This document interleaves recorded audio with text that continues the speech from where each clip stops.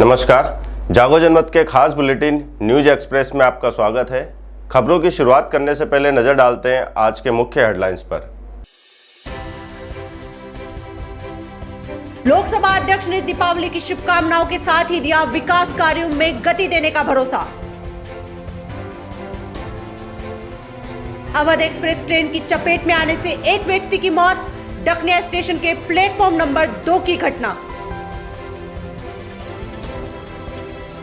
जिला कांग्रेस कमेटी कोटा की ओर से हुआ कांग्रेस कार्यालय पर कांग्रेस का सदस्यता अभियान का शुभारंभ।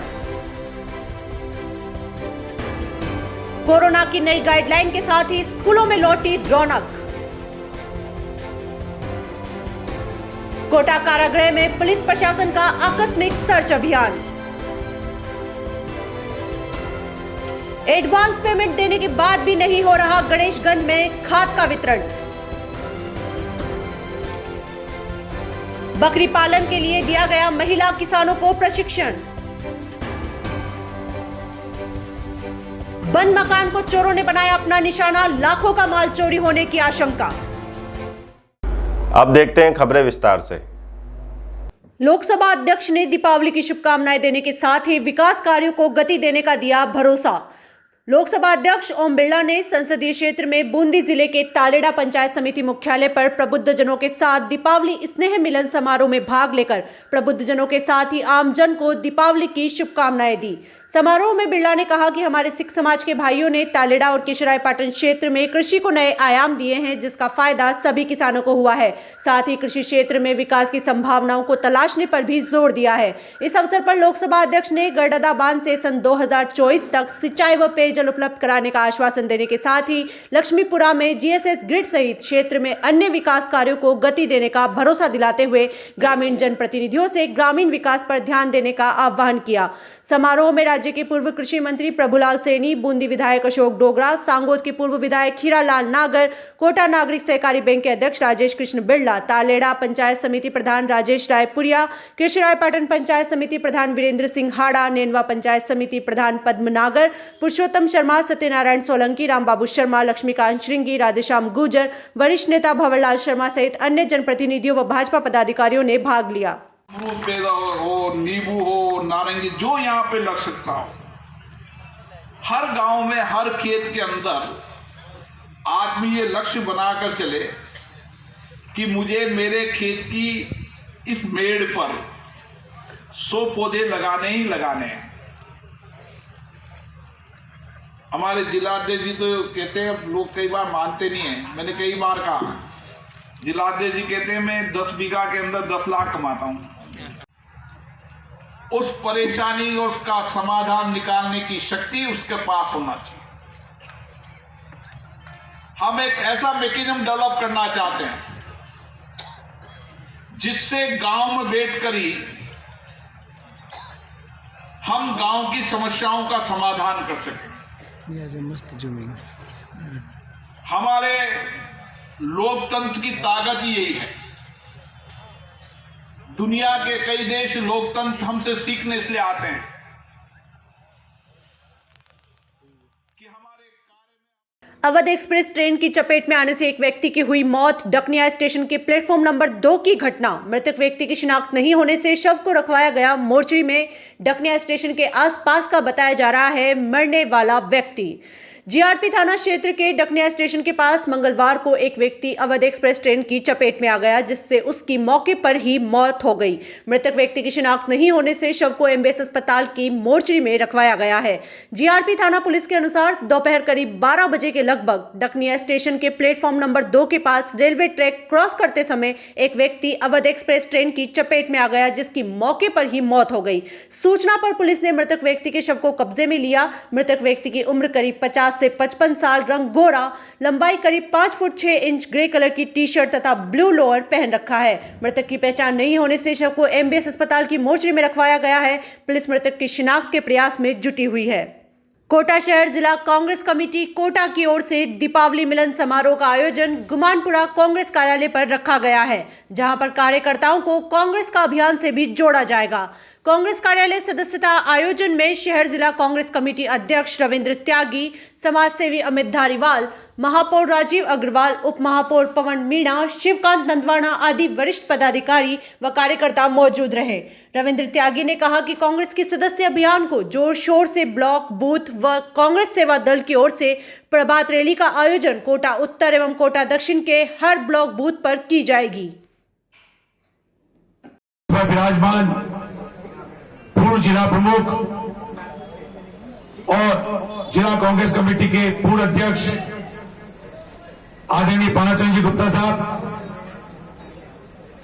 समाज सेवी वरिष्ठ नेता अमित धारीवाल जी, नईम भाई, प्रदेश कांग्रेस कमेटी के पूर्व सचिव डॉक्टर जफर मोहम्मद साहब, जयपुर में मैं खुद में गया था। अजय माकन जी अखिल भारतीय कांग्रेस कमेटी के महामंत्री जी को आना था, वो नहीं आए, लेकिन राजस्थान के लोकप्रिय मुख्यमंत्री माननीय अशोक गहलोत जी और प्रदेश कांग्रेस। कोरोना की नई गाइडलाइन के साथ ही स्कूलों में लौटी रौनक। कोविड-19 नियमों की पालना के साथ क्लास के अंदर मास्क में नजर आए नन्हे मुन्ने स्टूडेंट। प्री प्राइमरी एडमिशन के लिए मल्टीपर्पज स्कूल में पहले ही दिन 400 से अधिक आवेदन। कोरोना वायरस के उतार के चलते केंद्र सरकार द्वारा जारी नई गाइडलाइन में सरकारी और निजी स्कूलों में 100% बच्चों को बुलाने के आदेश से अभिभावकों व शिक्षकों में खुशी की लहर दौड़ पड़ी है। स्कूल प्रशासन की ओर से बच्चों की सुरक्षा को लेकर पुख्ता बंदोबस्त किए गए हैं। मंगलवार गुमानपुरा स्थित मल्टीपर्पज स्कूलों में बच्चों की क्लास लगाई गई, जहां छोटे छोटे बच्चे स्कूल ड्रेस में मुंह पर मास्क लगाए पढ़ाई करते नजर आए। मल्टीपर्पज स्कूल के प्रधानाचार्य राहुल शर्मा ने बताया कि कोरोना वायरस है, इसी के आधार पर केंद्र सरकार ने नई गाइडलाइन जारी की, जिसमें 100% बच्चों को बुलाने के निर्देश दिए गए हैं। गाइडलाइन के अनुसार सारा स्टाफ वैक्सीनेट है तथा सभी स्टाफ के सदस्य व कर्मचारियों ने कोरोना की दोनों डोज लगाई हुई है। आगामी 15 नवंबर से स्कूल में सभी छात्रों को बुलाने के निर्देश हैं। यूआईटी की ओर से स्कूल में मरम्मत कार्य चल रहा है। उसके अलावा हमारे पास कक्ष पर्याप्त मात्रा में उपलब्ध है। प्री प्राइमरी एडमिशन के लिए हाथ से आवेदन शुरू किए गए हैं। पहले दिन ही 400 से अधिक आवेदन आ चुके हैं। इसमें 15 नवंबर आवेदन की अंतिम तारीख है।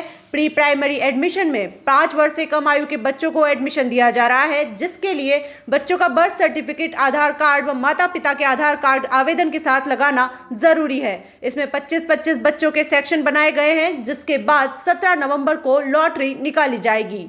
जैसा कंडीशंस अब इम्प्रूव होती जा रही हैं, कोरोना संक्रमण उतार पर है, तो उसी के अनुरूप अब ये जो सरकार ने नई गाइडलाइन जारी की है, इसमें 100% बच्चों को बुलाने के निर्देश हैं। कंडीशन उसके साथ में ये लगाई गई है कि स्टाफ सारा वैक्सीनेटेड होना चाहिए, प्रॉपरली वैक्सीनेटेड होना चाहिए, दोनों डोज कोवैक्सीन की ली हुई होनी चाहिए। तो यहाँ पे स्टाफ हमारा 100% वैक्सीनेटेड है ही, और अगले सोमवार से 15 तारीख से सारे बच्चों को बुलाने के निर्देश प्राप्त हुए हैं। आप अभी देख सकते हैं स्कूल में यूआईटी की तरफ से जो बड़े मेजर लेवल पे जो रेनोवेशन का काम चल रहा है, लेकिन कक्ष हमारे पास उपलब्ध हैं, बच्चों को बिठाने के लिए समुचित व्यवस्था है, तो उसको लेकर के कोई दिक्कत। कोटा कारागृह में पुलिस प्रशासन का आकस्मिक सर्च अभियान। आला अधिकारियों सहित 200 से अधिक जवानों ने की चप्पे चप्पे की तलाशी, नहीं मिली कोई निषिद्ध वस्तु।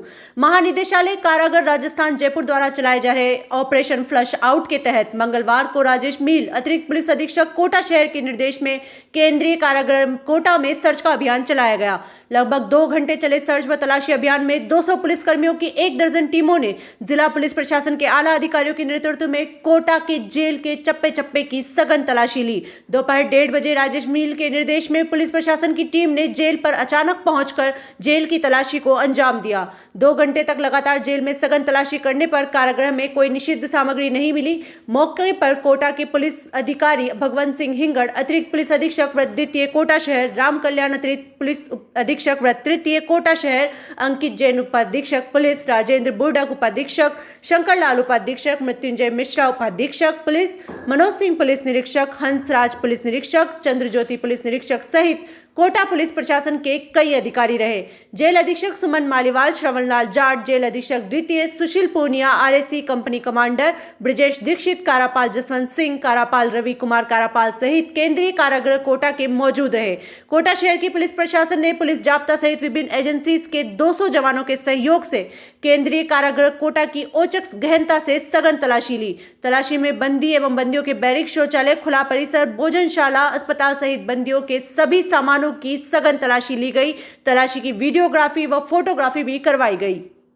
आज से छठ महापर्व शुरू, कोटा शहर में जगह जगह जगाए गए घाट।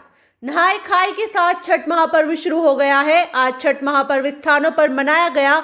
व्रतधारियों ने नदी तालाब में डुबकी लगाई और केवल एक बार सात्विक भोजन किया। इन 4 दिनों में किसी व्रतियों के लिए प्याज, लहसुन या किसी भी तरह का मांसाहार भोजन वर्जित रहता है। घरों पर महिलाओं ने हाथों से पारंपरिक चक्की चलाकर सामूहिक रूप से आटे की पिसाई की। साथ ही छठ महापर्व के तहत श्रद्धालुओं ने व्रत रखकर लहसुन प्याज छोड़कर सात्विक आहार लिया। एडवांस पेमेंट देने के बावजूद भी गणेशगंज में नहीं पहुंच रहा है खाद। ग्राम सेवा सहकारी समिति गणेशगंज में इन दिनों किसानों को डीएपी खाद की सख्त आवश्यकता है। किसान लोग सहकारी के आसपास दिन भर चक्कर लगाते रहते हैं। ऐसे में मंगलवार को भी लोग खाद के लिए बार बार पूछ रहे थे और पहुंच रहे थे। ऐसे में वहां मौजूद सहकारी समिति के अध्यक्ष शिव प्रकाश मीणा ने बताया कि हम लोगों ने कृषि विभाग को एडवांस में पेमेंट जमा करवा रखा है, जिसके बावजूद भी हमें खाद नहीं भेजी जा रही है, जिससे किसानों को भारी परेशानी का सामना करना पड़ रहा है। दीपावली से पहले यहां पर एक गाड़ी आई थी जिसमें हमने ज्यादा डायरियों की संख्या होने पर एक एक पट्टा वितरण किया था। अब जब भी गाड़ी आएगी तब व्यवस्था बनाकर सभी किसानों को खाद का वितरण किया जाएगा। वैसे देखा जाए तो इस सहकारी के पास बड़े बड़े गाँव सम्मिलित है। ऐसे में 2 ट्रक खाद यहाँ पर आए तब जाकर थोड़ी व्यवस्था बने। कम से भी कम किसानों को 5-5 खट्टे तो खाद मिलनी चाहिए, तब जाकर लोगों को खाद की समस्या से राहत मिलेगी। वहीं कुछ दिनों बाद यूरिया खाद की भी मांग बढ़ने लगेगी। वह कार्यों में अभी तक यूरिया की खाद नहीं है, जबकि इस पर भी सरकार ध्यान दे ताकि किसानों को आगे चलकर कोई परेशानी नहीं उठानी पड़े। मैं हमेशा किसानों के साथ था और किसानों के साथ ही रहूंगा। मैं शिव प्रकाश मीणा, गणेशगंज जेएसएस अध्यक्ष। खाद के लिए बहुत मारामारी चल रही है। हमने उच्चाधिकारियों को अवगत भी करा रखा है। खाद पर्याप्त मात्रा में नहीं आया है। किसान रोजाना आगे खाद मांगते हैं, ज़रूरत के हिसाब से यहाँ पर खाद नहीं आया है। जबकि 9 गांव पड़ते हैं, बहुत बड़े बड़े गांव हैं। 1 ट्रक खाद आता है। अब की बार भी खाद आया तो 370 डायरियों पे एक कट्टा किसान को मिला, जो नाकाफी है। इससे इसका काम चलने वाला नहीं है। कम से कम विभाग अगर भेजे भी तो 2 ट्रक खाद भेजे, जब जाके यहाँ की व्यवस्था संभलेगी, वरना यहाँ चलती रहेगी, किसान परेशान होते रहेंगे। बूढ़ादीद सूर्य मंदिर परिसर में लोकेश ग्रामीण विकास संस्थान, ग्राम गरडा, तहसील किशनगंज द्वारा केंद्र एवं राज्य सरकार की एफपीओ योजना अंतर्गत बकरी पालन 1 दिवसीय महिला प्रशिक्षण कार्यक्रम सूर्य मंदिर बूढ़ादीद परिसर में आयोजित किया गया। इसमें मुख्य अतिथि डॉक्टर दिनेश कुमार मीणा, पशु चिकित्सालय बड़ौद व अध्यक्षता संस्थान के अध्यक्ष ओम प्रकाश शौरम ने की। इस मौके पर कोषाध्यक्ष सत्यनारायण शौरम, फील्ड ऑफिसर रणवीर चौधरी, कार्यकारिणी सदस्य लोकेश शौरम, मोनू, जगदीश मेघवाल, कालू कुरैशी सहित मौजूद रहे।